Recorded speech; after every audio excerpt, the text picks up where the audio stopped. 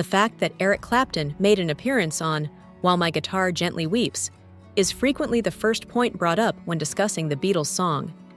It's hard to deny that Clapton's massive solos improved the album significantly. The lyrics, written by George Harrison, are delicate and beautiful, nonetheless. Delving into Harrison's method for writing the song, which included Eastern philosophy and pure chants, makes that beauty all the more remarkable. George Harrison became a significant contributor to the band's subsequent albums after struggling to establish his footing as a songwriter in the early days of the Beatles.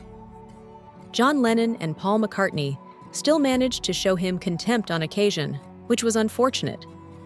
Exactly that scenario emerged in 1968 when Harrison offered the song While My Guitar Gently Weeps for inclusion on the White Album.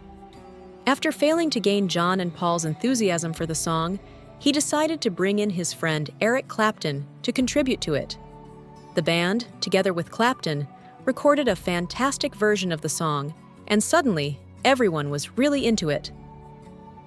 Harrison used an unconventional method when writing the lyrics. When he was at his mom's house one day, he started thinking about a philosophical idea that is prevalent in several Eastern religions. The idea that everything happens for a reason and that nothing is random. In the Beatles anthology, he explains why he gave it a go. While My Guitar Gently Weeps was an uncomplicated investigation predicated on the notion. Because it would be so pertinent to the here and now, I chose to compose a song around the very first thing I noticed when I opened any book. I began to sing as soon as I picked up a random book, opened it to the page that said Gently Weeps, and then put the book back down. If you listen to the early versions of the song that are available on various Beatles albums, you'll hear that George Harrison considered a lot of different wording options for While My Guitar Gently Weeps, and he even scrapped a few verses. What remains in the song is a subdued protest against humanity's general lack of awareness, and more especially against our tendency to miss the mark when it comes to matters of paramount importance. In his capacity as narrator, Harrison sees the foolishness unfolding before him, but is helpless to stop it. He groans as he looks at all of you and sees the love that is sleeping. Think about the figurative broom he's seeing when he says the floor needs sweeping, the one that sweeps away all ignorance. Every time he makes a mistake, he thinks, we must surely be learning.